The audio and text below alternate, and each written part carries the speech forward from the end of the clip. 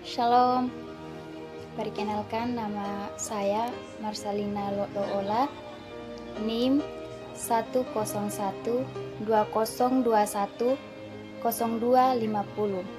kelas B, Prodi Pendidikan Agama Kristen, semester 1. Jadi baik, di sini saya akan membuat video tentang periodisasi sejarah gereja umum. Oke, langsung saja saya mulai videonya. Untuk menguasai waktu, manusia membagi waktu dalam potongan-potongan tertentu. Pembagian waktu dimanfaatkan untuk mengukur dan menghitung urutan waktu atau kronologi yang terdapat dalam alam. Dari Perjanjian Lama, kita kenal perhitungan tahun menurut tahun pemerintahan salah seorang raja, sehingga kronologi ditetapkan oleh urutan raja-raja Israel dan Yudea.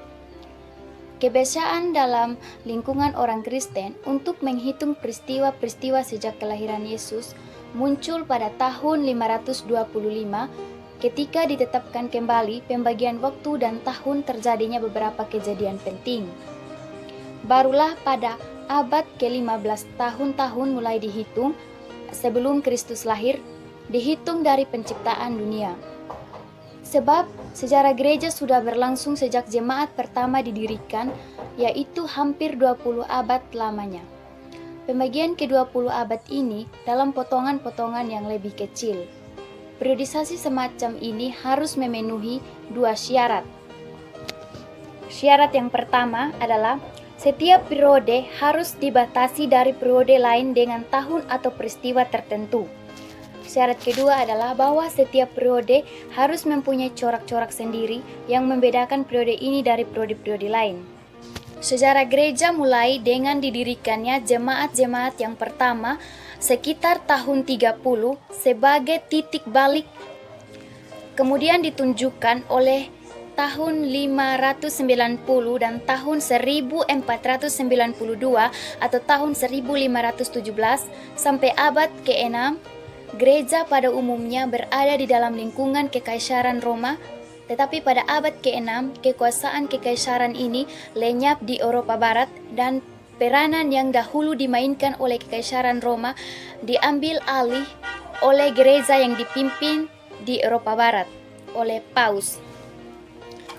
Reformasi pada tahun 1517 berarti lagi titik balik untuk gereja di Barat. Teologi dibaharui sedangkan kesatuan gereja yang terwujud di bawah pimpinan Paus terputus. Dapat dikatakan bahwa perubahan ini dilambangkan oleh penemuan benua Amerika oleh Columbus tahun 1492 yang adalah tanda nyata bahwa orang Eropa mulai melampaui batas-batas wilayah mereka. Oleh sebab itu juga gereja-gereja mulai melampaui batas-batas Eropa dan menyebarkan diri ke seluruh dunia. Pertama-tama gereja Katolik Roma, kemudian juga gereja-gereja Protestan atau misi dan pekabaran Injil. Peralihan yang bagi gereja terletak pada tahun 1517 dapat ditunjukkan untuk sejarah umum pada 1492, sehingga 2 tahun ini biasanya menandai permulaan zaman baru. Sekian penjelasan dari saya mengenai periodisasi sejarah gereja umum. Sekian dan terima kasih. Shalom.